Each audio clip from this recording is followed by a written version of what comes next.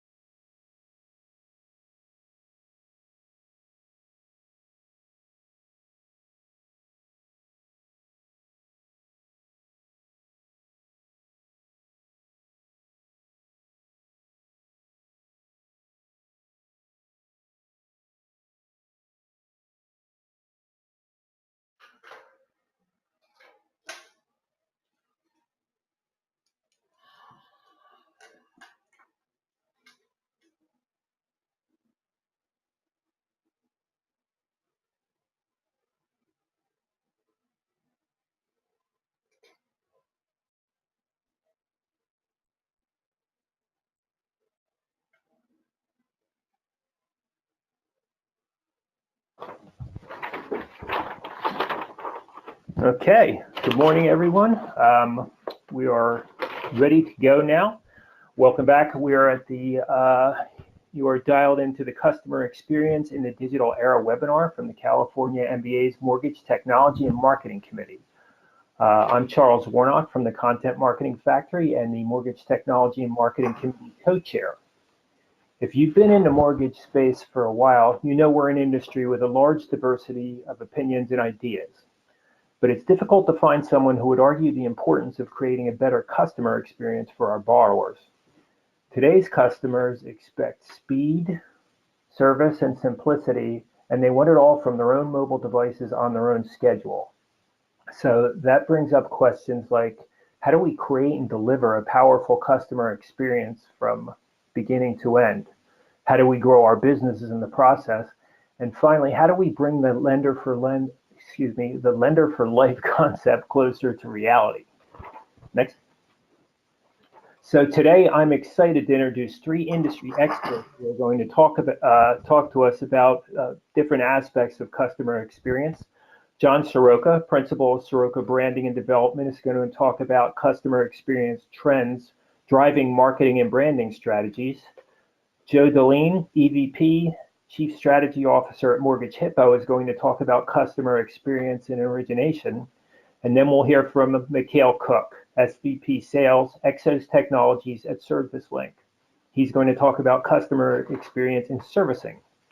So we've got a full program today, but as always, go ahead and use the comments window to ask questions during the presentation, and we will get to as many of your questions as possible during the Q&A section.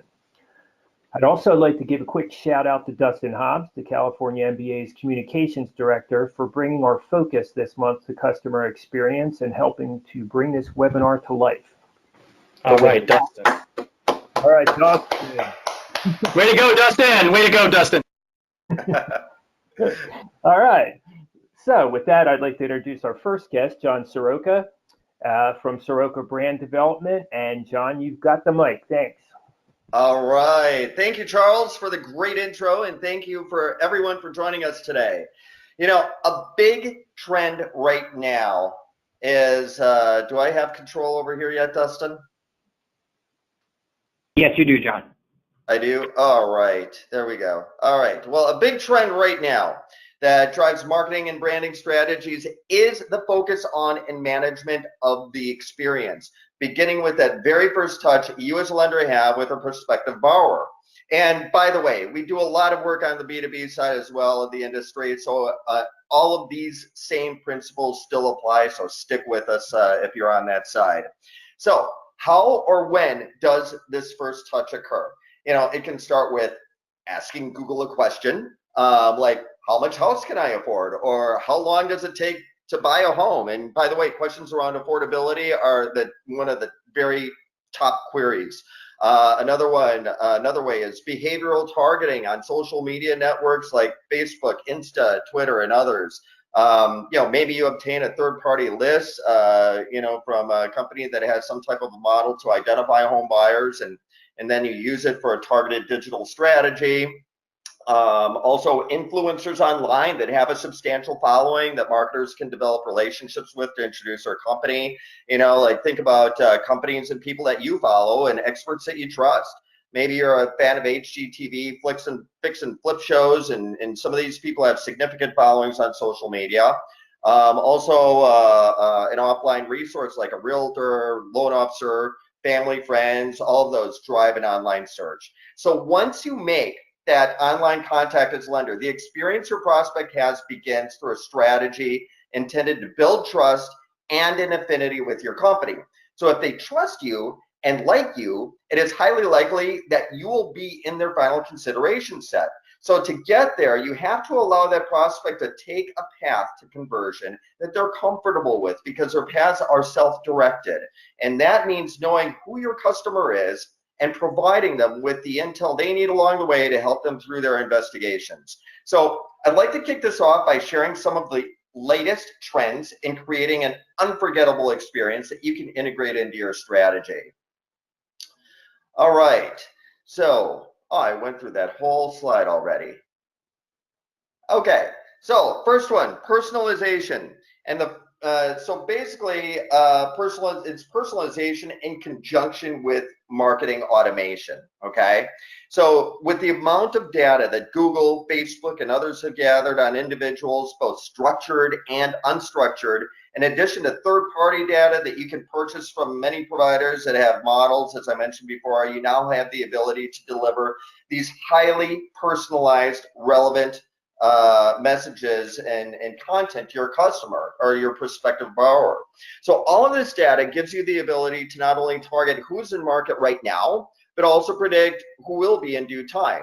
So consumers know brands have access to their data, okay? And therefore, they expect brands to know them and target them with appropriate, relevant information. So Segment's 2017 State of Personalization Report says that 71% of consumers find impersonal experiences frustrating. So if you take a mass approach to your targeting using basic demographic criteria and geography, and it doesn't get very deep, chances are that you're a nuisance to a large portion of the people that you're targeting. So if you want to win, your marketing and branding strategies need to focus on a highly personalized approach across all channels, meaning email, social, text, messengers, with education and consultation being at the core of that approach, okay? So if you look at the past decade, technology has advanced at such an accelerated pace that people have much higher expectations of how brands communicate with them. So before I leave this segment, I want to point out that on Monday, I believe it was Monday of this week, Joe Welu, founder and CEO of Total Expert, an automated marketing operating system, was published in MBA Insights talking about marketing technology. I would encourage all of you to check it out. He was spot on. Their system gives lenders the ability to manage thousands of prospects with highly personalized messages across channels to help move them down that buyer path. Okay, so next, whoops. Okay, so next, I want to talk with you about micro-moment marketing. So that's the next trend. And in fact, we had an entire webinar on this not long ago featuring Loan Depot, Lender Homepage, and Magilla Loans called Marketing in the Age of Micro Moments. So check it out. It's on the CMBA YouTube channel. Did you know that 90% of smartphone users have used their phone to take small steps toward a long-term goal, like owning a home while moving around town, hitting the grocery store, going out to eat, or running other errands? This is according to a study called Consumers in the Micro Moment, which was conducted by Google and EXOS back in 15.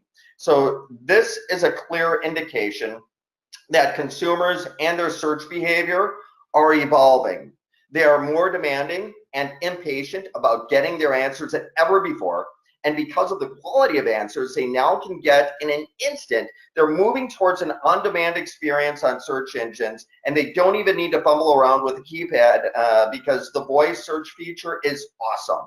So you need to know, very key to this, you need to know that there are two key differences with voice searches that you need to be aware of for your content and your search engine strategy. The first one is text searches are up to like maybe 3 words, okay? Whereas voice searches are typically 7 or more words. That's one thing. The other thing you need to know is that voice searches are conducted in natural language and are mostly questions which have, in these questions, queries have grown dramatically over year to year.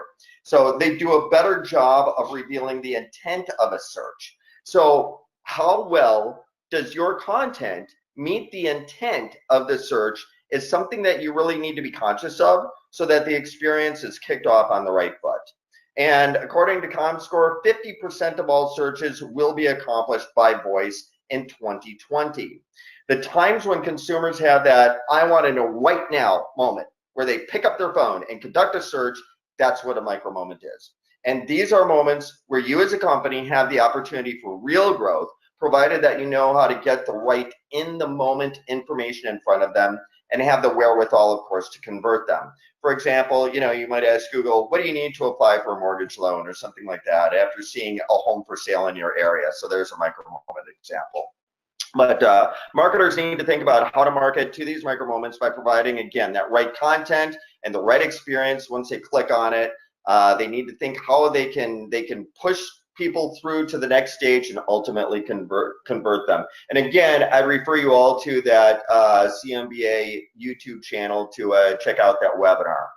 Okay, next I want to talk about live video, and that's another big trend right now. Live social video has become all the rage as one of the most contemporary ways that mortgage industry brands can connect with their audiences. According to Nielsen, US adults now spend 6 hours per day watching video. So it's no wonder that major platforms are really doubling down on this. So some of the ways that lenders have used live video is, for example, home buyer seminars is a great one, market updates and tips for home buyers. So why do they do it? They do it because it's exciting and it has an element of surprise and intrigue like no other content provides, right? Because anything can happen when you're live. So it can keep people's attention much longer than a blog post, infographic, or even a pre-recorded video. In fact, there's a statistic around this. I don't want to leave you guys statisticless. So according to Facebook, people watch live video on average 3 times longer than they do a pre-recorded video on the very same topic. So imagine that. So what does that tell you about the experience that they're having viewing that live video? I think that they are having a great time. So with this increase in attention span comes significant reward for the lender. If you think about it, first, what it does is it drives immediate social engagement. And that means that your audience has the ability to control the direction of a conversation to fit its needs. As a result, you can build a deeper relationship with your current followers and the new audience that you attract with that. And secondly, it gives you the opportunity to demonstrate true authenticity and transparency with your audience. We all know that these are major buzzwords associated with the millennials that have bubbled up to other generations because we all evolve. So have a plan, of course, but don't try to be too rehearsed or polished because that's not why they showed up. They came to see you, the real deal, the real company. So show everybody your true colors, hang loose, show them your ability to roll with the punches, adapt, and improvise. And then final point here I want to make is that know this, visuals are processed 60,000 times faster than text, okay?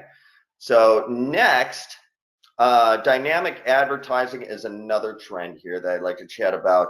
So dynamic ads are different from static ads because they're highly personalized. They use targeted custom messages based on your browsing behavior and data from social profiles, which increases relevancy and click-throughs. Now, you should know this. This is nothing new, all right? It's nothing new. In fact, dynamic programmatic advertising has been around for several years. But I bring it up because what is new about this is that this year, the execution of them is becoming very real as brands strive for ways to increase the currently pathetic click-through rates that they experience on static ads that are frankly better suited for general brand awareness. So dynamic programmatic advertising has been a very welcome evolution of technology that will actually help to rebuild trust with the consumer. Okay, think about this. There has been a surge in ad blocking. In fact, I should have put a poll on the screen actually to find out how many of you use ad blockers, because it's amazing. There's been a surge in this over the past several years. In fact, 64% of internet users say display ads are annoying and intrusive. And this is according to a HubSpot AdBlock Plus research study conducted in late 2016. Mobile ad block usage, of course, is overtaking desktop even at this point, given the migration of everybody to the mobile web. And frankly, it's because of that sucky experience that so many have felt compelled to provide just because they could and the technology was there. So reversing this trend at this point is really key to a better online experience. So here's how programmatic advertising works for everybody who's not totally familiar with it. So you as the advertiser use an ad template that includes a place for a headline, body copy, image, and a call to action. And then algorithms select and insert the appropriate creative elements into this template in real time. So these elements come from your browsing behavior, social media profile data, structured data. They may even include data that you can purchase that's gathered by third parties. But by the time you see the ad, it's completely customized to you. It'll probably have your name in it. It'll probably have some background creative that's associated with the city you live in, things like that. I mean, it gets really, really exotic. So if you want to get started on this right now, it's easy. Facebook, just go to Facebook and LinkedIn. They have dynamic ad platforms. In fact, LinkedIn just released their dynamic ad platform, which is really spectacular. And they're super easy to work with. They both walk you through the setup, but if you need more instruction, there's plenty of it available if you just take a look around, of course, on YouTube. So that's what I've got for you today. And by the way, I included, if you want to, really learn how the dynamic ads and dynamic creative works, and you want to do it for yourself, just Google Facebook dynamic creative and you'll find the instruction area to go to, or else if you can jot down this URL quickly that I provided on the screen, that'll take you directly there. And with that, I am going to turn it over to you, Joe. Awesome. Thanks a lot, John. Great information. Thanks very much. I really appreciate that. Okay, great, everyone. Hi, I'm Joe Dahleen. I'm the EVP and Chief Strategy Officer at MortgageHippo. And, in this session, I love these. Consumer experience in the digital era, I mean, that seems like where we're at for sure. I mean, I think the digital transformation is rapidly driving us as lenders to adopt a modern fintech solution, not only to compete locally, but also even compete nationally. And so, I think transparency in this digital financial services space it really kind of brings all parties into the process, which opens up some kind of unique business strategies. So I think it goes without saying that efficient, consistent, data-driven loan fulfillment speeds up the closing process while reducing risk. But what it also does, it also reduces cost, because today with these new digital lending platforms available to you now at the point of sale, you can now hopefully chop down on some of the personnel expense, because when you look at what the Mortgage Banking Association is telling us, we're at an all-time high with personal expenses, right? Building loan files. And it's killing our business, and it's causing a lot of rate contraction. The total expenses now for loans hit an all-time high this year of $8,957. And of that, $5,899 per loan in the first quarter was just dealt with personal expenses. So we have to work on leveraging data, and we have to work on leveraging this type of experience for a consumer up front. Just the third quarter alone even went higher in 2008. Just to show you, in 2008, even when we were doing a lot of subprime loans in those days, the production loan expense was only $6,224. I mean, it's a 30% increase. Isn't technology supposed to help this? Okay, 3 big key points I want to talk to you about today. The self-driven consumer process empowers applicants to control the transaction process with less friction, meaning they have the ability today in today's environment to control this process. And if 60% of applications, the last time that I looked, comes in on nights and weekends when you're not around, that's a big issue, right? And to have a nice digital experience for your consumers who can empower them to handle this and basically fulfill a lot of the transaction today is where we need to be focused for the future. And the next point I want to make, today's consumers are very digital savvy today. I mean, even from boomers to Gen Z, they all like these on-demand services, and you can see it from Amazon. I think Amazon now is the 3rd highest producer of dynamic ads, John, in the country, behind Google and Facebook. So they're coming up on their own digital ads, right? Uber and Netflix. I mean, who's going to use those today? It seems like it's crazy, right? So these expectations are really forcing us as lenders to really rethink and reevaluate the consumer experience. And it's becoming more of a crowded space today, right? And I think we can go without saying, I just came back from the Digital Mortgage Conference, and the CEO of Loan Depot was there, and he basically laid it on the line and said, hey, listen, there is stiff competition that's happening, right? This stiff competition is happening all over the place. And you're competing today with the Quickens of the world, and you'll never be able to outspend Quicken, right? And they're going to double down again. There was a recent article that was in the National Mortgage News yesterday about them spending a lot more money on marketing, which seems incredible to me. You got Loan Depot, SoFi, Marcus by Goldman Sachs, Better Mortgage, and a few others that are in the space. And they're forcing us to force on sales effectiveness. We need to be better at being a better sales team, and we need to have a better customer experience. And we better be efficient with our technology and try to automate these processes. So those were the 3 really big points I wanted to bring up today. And I pulled this out too as well because I got some data from NAR that shows that majority of home buyers, as you know, are getting younger and younger, right? We have 0.25% of our population that weren't even aware of what happened at 9/11 when it did happen. So again, you need to adapt to all people, and you better be able to adapt to all types of devices, whether it be the tablet device or the mobile device, so you can interact with business online. So lenders are using smart technology to even recruit. They're using smart technology to reduce overhead and FTE expenses, and they're outperforming their competitors in their fields. And so we're all competing in this environment, right? So we're sharing this stuff with you today. But the question you really need to ask yourself, is your company future-proof ready? Technology is changing rapidly, and as it changes, we need to correct this digital experience, right? And there's certain elements you need to have in your digital experience. But when you pick a provider, you need to make sure that provider is future-proof ready too, because believe me, is technology changing fast? I mean, my gosh, in the last 2 years, it's changed faster than it has in the previous 18. I mean, what was it? How many years ago did Anthony Garantano develop and start Mortgage Technology Magazine? And to think of it this year at the Digital Mortgage Conference was only our 3rd year that we've actually had it. I mean, it's amazing. And we're going to see it even go a little bit faster because we're all getting better at leveraging APIs, and it's becoming a really instant process. Some of the future trends that I see is definitely the electronic closing process is definitely being part of the digital lending experience, and that clear, consistent experience all the way through. So ask yourself in your own mortgage business today, how many user IDs and passwords and how many experiences does your borrower undertake through the entire process? If it's more than one, you got some work to do. Okay, so are you leveraging these pieces at the point of sale? Are you leveraging automated verification of income, automated verification of assets? Are you leveraging credit data at the point of sale? Are you leveraging property data at the point of sale, right? These are all things you can do to automate your whole workflow. And what we're driving to is getting to this instant conditional approval. And that's where it's really happening today.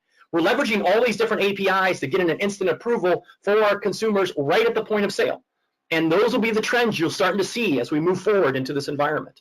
So, and one of the biggest points, which I put the slide in here because of what John was talking about, is that look at the customer satisfaction turn times. the faster you are to produce a conditional approval without asking for additional documents again, you're going to be much more successful in your marketplace. As Mikhail will tell you, especially in the servicing area, when you're trying to make your lenders for life, when you're trying to have your customers for life, things you need to think about is this whole continuation of your consumers and through this whole process. And so if you can close much faster, you're going to have better net promoter scores, and that's really important. And these are not normal times, right? We have historic low inventory. It's changing a little bit now in this current market, but there's a rapid decline in refinance applications. Credit unions are killing you with the price compression because they have a lower cost of capital, right? And we're still paying too much money to fund loans. And we really only sell one product line in our independent mortgage banking world, right? We need to get out and sell more type of products. So we need to adapt and change to today's current technology, right? And we need to change our model. And we need to be more innovative, maybe in offering more products, right? And I can't even tell you how much we heard about non-QM in the last few days in Las Vegas at that conference. So listen, I just wanted to wrap up by saying that, you know, today we are seeing a lower barrier of entry, a speed to market with the advancements in automated workflows that can lower your fulfillment and operational FTE cost. This will result in a lower acquisition cost while increasing your total funded production. So some things you should be thinking about in today's current consumer experience in this digital era. Take it away, John. Mikhail's next. Thanks, Joe. All right, so I recently spoke at the GDS RevGen Summit, and one of the videos that was played, and the reason why I've been bringing this up is because it's really important as we think about servicing, also to think about what's happening on the front end of the sales process.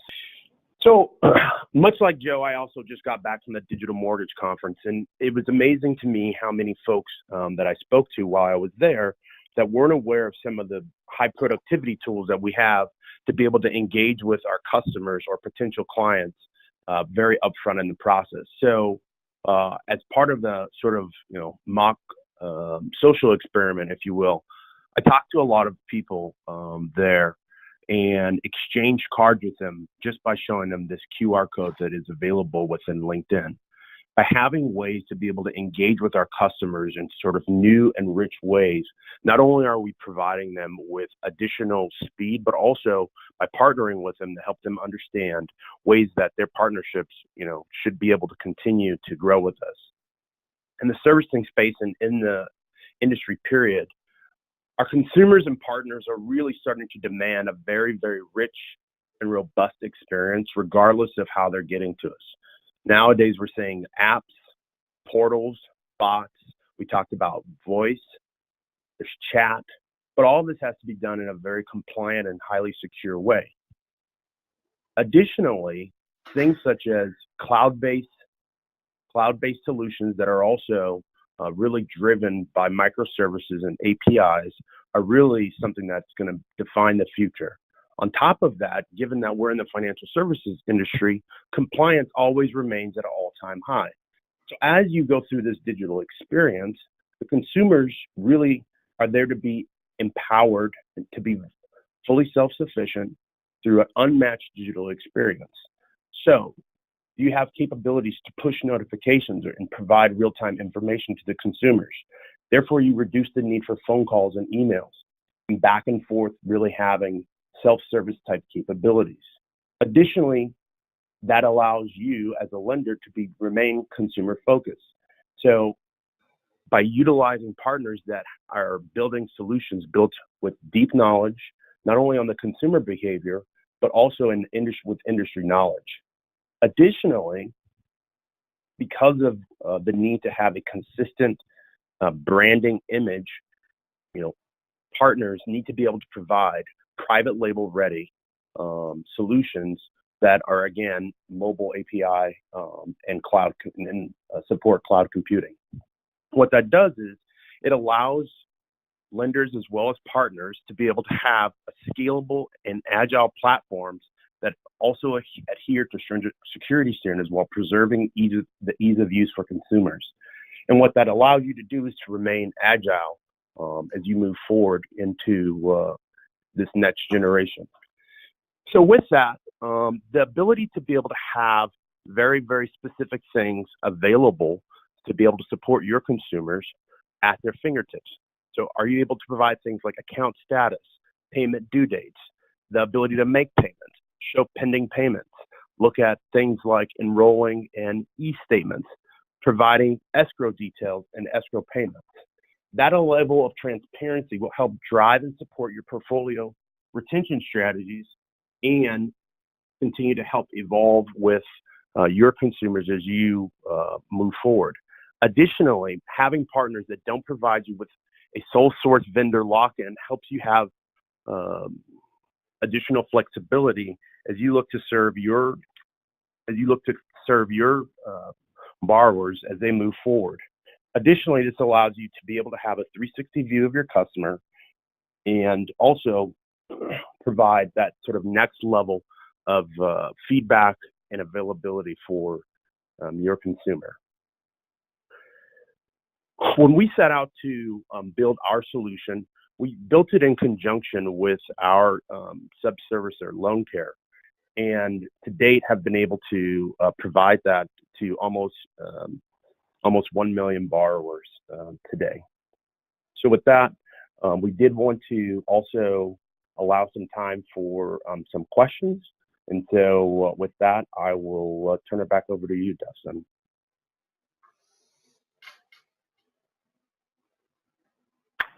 All right. Well, we appreciate everyone's presentations there, Joe and Mikhail, and John, thank you so much. So we've got a few minutes for questions. So you can use the question module there in your, it's underneath polls. You can use the question module there to ask a question for any of our speakers, and we'll be happy to take that for you. So we'll give you a few minutes to do that. I'm actually seeing one come in now. I think this one is for John, or actually this could probably be for any one of our speakers here. The question is, what challenges do you see going forward given the hyper competition in the industry? Sure. Yeah, I can answer that. Well, here's what I'm seeing, okay? The cost of manufacturing alone is significant. And I know that the MBA puts out some numbers. I think it's like, I don't know, $8,500 or something like that it is now. I don't know, Joe, Mikhail, does that sound right? Yeah, we had on the slide, yep. It is. Okay. Yep. So, you know, and so it's significant. And even more so for those who can't afford to adopt the technology that allows them to automate as much of the process as possible. So when lenders or, you know, industry service providers, even for that matter, use outdated marketing techniques that don't properly, you know, target and streamline their marketing operations, that means that there's a lot of wasted marketing dollars on the table. So that adds on a significant layer of cost to acquiring new applicants, right? So given the challenges that lenders face in a rising rate and low inventory environment, there are a lot of lenders that are fighting for the same borrowers, and the lenders that have the wherewithal to use data to segment, target, and provide a really exceptional experience from the initial touch point all the way through closing and even beyond are really going to win the day. That's a good point, John. I'll also add on top of that, though, competing locally while expanding nationally is a big trend that's kind of happening. Leveraging targeted data in your local market could be a great advantage to you. But we know that 85% of applications today are purchase money applications, and focusing on purchase money strategies are really optimal at this point. And so therefore, while you're doing that and while you're focusing on your, you know, your market share related to that piece, the best way to get realtors to do business with you is by giving them leads. So think about your marketing strategy where you can develop and usually get more information from borrowers up front before they've even chosen the realtor. I'm seeing we asked this question in our digital lending platform, and I would say about 45 to 50% of all applications that come in, the consumer is telling them, no, they currently do not have a realtor at this point. That's a huge opportunity for us mortgage bankers, okay? So we should get those clients first, get them that pre-approval letter, get them the advice they need up front, and then move them downstream to a potential realtor. Because if you really want to get business from a realtor, the best way to do it is to give them business so they reciprocate and give you business back.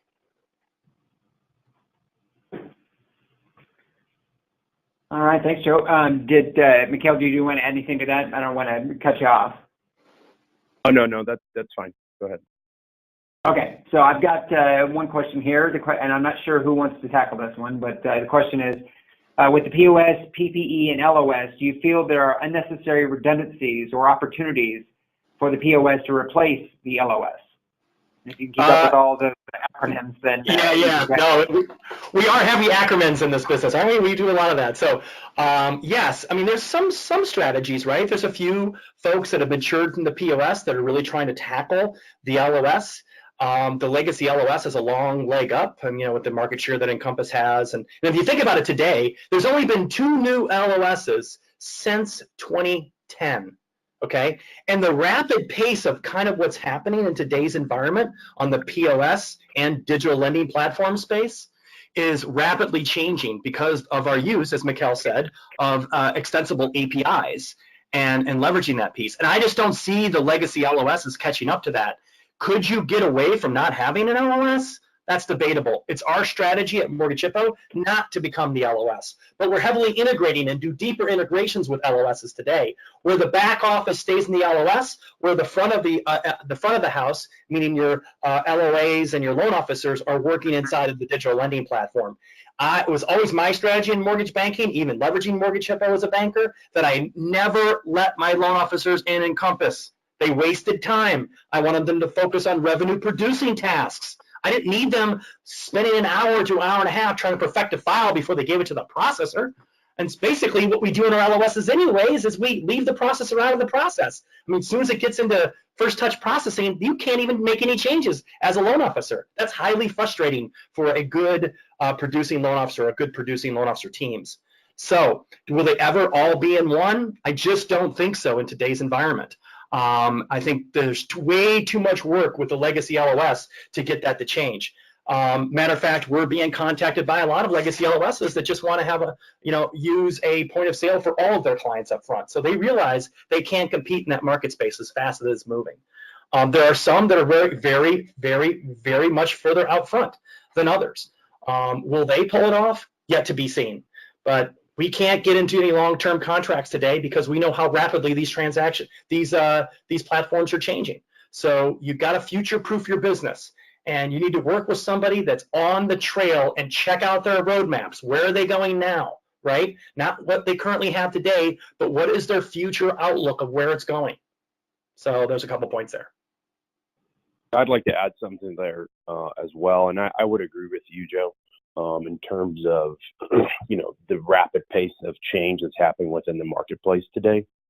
The other thing I would say is that there's some next natural steps, right? Or next, what's out in front of us in terms of, opportunities. So looking at, some of the solutions that we've started to attack, specifically in this space of, how do you originate a loan, not even just to the servicing pieces.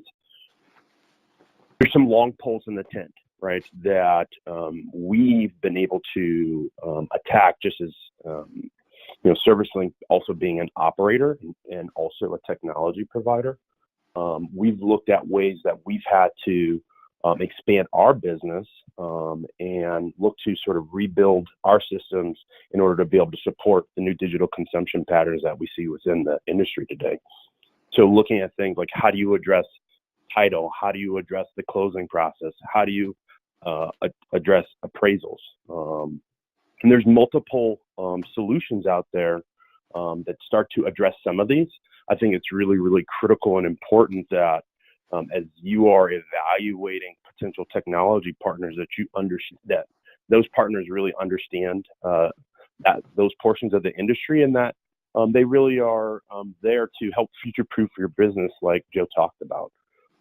So, definitely things to think about. The other piece that I would say too is increasingly I'm having conversations with lenders in which they are only wanting their loan officers to be in one system, right, or have one touch point, right? So if they're utilizing POS type functionality and able to provide updates directly in there, they're able to reduce cost associated with follow-ups that they would typically either do an email or via phone and making those available for more self-service type capabilities.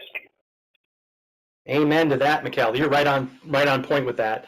The ability for the digital lending platforms to update the clients, have a nice little consumer borrower dashboard, as well as the ability to send secure text messaging and email notifications during the entire process really perfects the consumer experience in a digital era. Did you like how I got the title of the webinar in there? Great job. I like it, Joe. So we've got another question here, and this one actually is for you, Joe. The question is, what's the most important part of customer experience from loan selection to close? And sort of a follow-up there, where do most borrowers drop out of the process?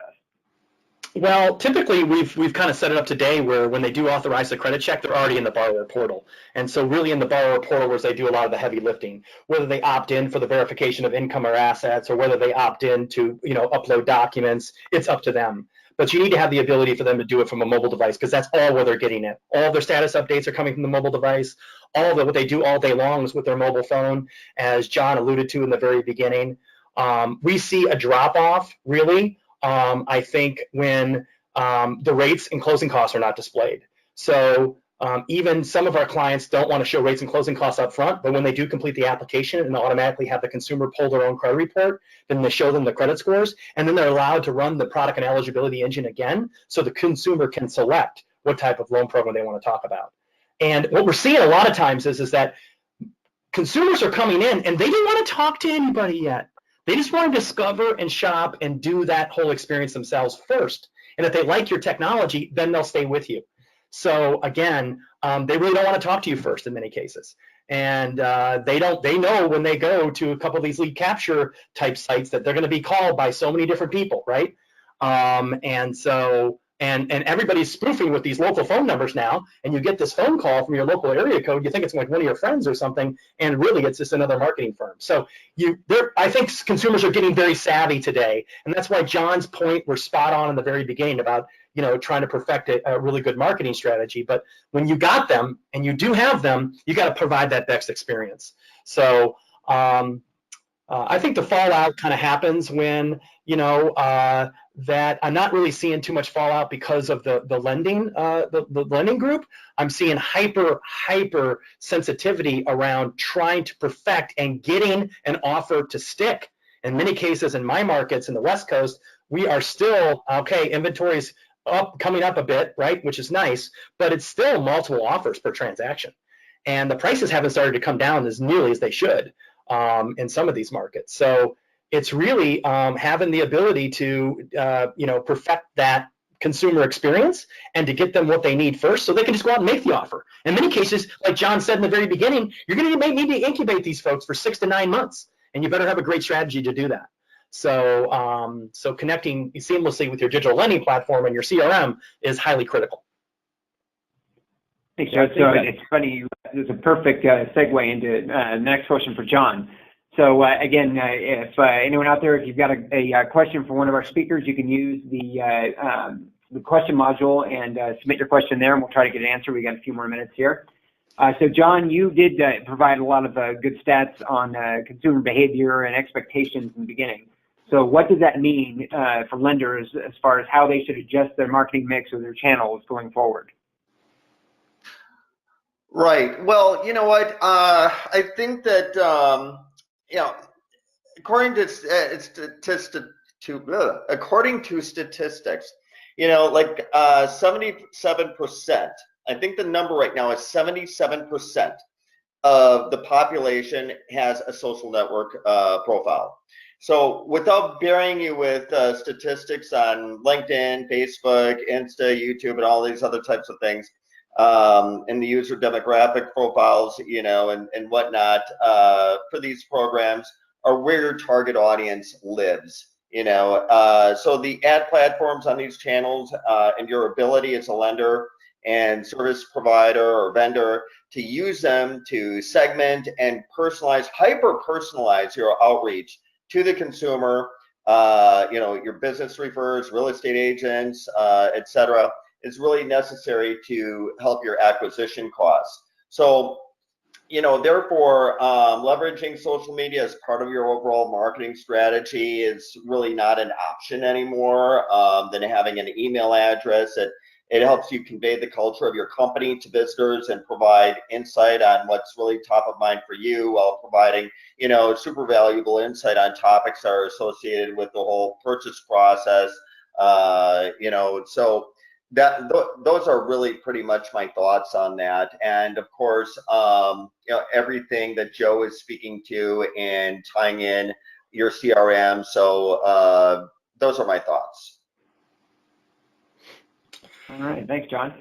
So I've got another question here, and again, if you've got a question for one of the speakers, use the question module, and you can submit it here. So the question is, actually, we've got another one in here. So the question is, how many channels of, and I'm not sure who wants to tackle this one, how many channels of communicating to your borrower is appropriate once they enter your pipeline? Any best practice advice on the pace of the follow-ups? I would say you want to be able to respond in any way that your consumer wants to be able to interact with you, right? If they want to be able to interact with you via chatbot, then you have to be able to support that. If they want to call in, you have to be able to support that. If you have a portal or an app, and that's really that sort of omni-channel engagement that the consumer is really demanding. In terms of speed, as rapidly as you can support them. Your ability to respond to your borrower in as real time as possible is something that is really kind of table stakes at this point. I would agree with that. I also would say that text messaging seems to be the predominant choice in a lot of environments today, and that's what consumers really react to very quickly. So either if you're using, your digital lending platform, and you have the ability to text through there through a secure method and everything else, that's great. Having your loan officers just willy-nilly texting from their own device without keeping control and monitoring all of those texts is a little challenging. Today, you could also have text message to any business phone number that could be tracked online is another way of doing that. There's a company out of Seattle that does that. Twilio does that. It's called ZipWhip is the one out of Seattle that actually does that. It's quite large, 10th fastest growing company in Seattle, I guess. That's another good way of doing it. But on the upstream side and your CRM side and everything else, I think John brought up some really good points about video. So if you feel comfortable doing some video updates, that might be something that you may want to think about as another good way to engage with them, especially if they're going cold on you. That might be a good way of doing it. Once they're into the ingestion process of actually building the loan and doing all the interaction, then it's really just text messaging through a secured platform seems to be the best way that consumers want to interact. All right. And then I've got one other question here. We're starting to get a little tight on time, but we got one other question here. And again, if you've got a last-minute question, you can use the question module. The question is for Mikhail. Can you tie together the lender for life concept that you talked about to improve customer experience in the servicing process? Yeah, so really the idea here, right, in terms of having a lender being their lender for life is there's been a lot of focus to date, right? And how do I get to the intent to proceed, right? How do I get to the loan? How do I get the loan closed fast, right? But that's the short pole in the tent, if you will. If you go into the kind of post-close process and now I'm servicing the loan, if we went through all of this sort of digital, really rich experience, but then now it's hurry up and get to paper, and all of a sudden our ability to be able to service that borrower is not as rich and as robust, then those consumers are going to go someplace else. Yep. Amen, Mikhail. You got that right. I would agree with you. I couldn't agree with you more. I mean, I just recently did an experience where I left Chase to go to my new lender, and Chase knew that I applied someplace else because they did the trigger lead. They sent me and my wife both separate FedExes with a one-page letter inside saying they didn't want to lose my business. And so when I called the number, I've been with them for 15 years. And when I called the number, what they first want me to do before they could quote me a new price is they wanted my social security number. Now, hold on a second. You've been servicing me for 15 years. You probably pull my softball credit report every 6 months. You know where I bank. You know where I pay and everything else. Why is that even a question? You need to have product recommendation and selection engines in the servicing area. And if you could backfill most of the information for them up front and make it a better borrower experience, that's a huge win for you on the servicing side. Instant conditional approvals for your home buyers, that are going to be changing. It's not just the fact that they are going to refinance. It's the fact that they're going to buy something else, right? And maybe selling this home or keeping it as a rental. Those are very important things for you to know with your consumers. And if you're pulling soft pulls and triggers, you already know what's happening to your portfolio. So let's be smarter on the servicing side and make it more of a digital experience, right? Product and recommendation engines are really important. You know what they're paying today. You know what you can get them in the future. So that's what I would say. All right. Well, Charles, I don't see any other questions here, so I think we're getting close to out of time. So I'll let you get us wrapped up. All right. Thank you, Dustin. So, all right, that's a very exciting webinar. A lot of information. So thanks to our speakers, John, Joe, and Mikhail. One of our hallmarks here is we like to provide a lot of usable information and takeaways, and I hope we accomplished that during the webinar. There was a lot of information, and hopefully it is usable to everyone in the audience to help grow their businesses. I would like to thank also everyone who attended. We know your time is valuable, and we appreciate your spending part of your day with us. So just a couple housekeeping notes before we wrap up. Do apologize for the technical glitch, but what would a webinar be without a technical glitch or two? So the audio that we couldn't hear very well, if you want to take a quick look in the chat window, you can see a link to that on YouTube and take another look at it if you would like. I will also remind you we will be sending a link to the webinar recording.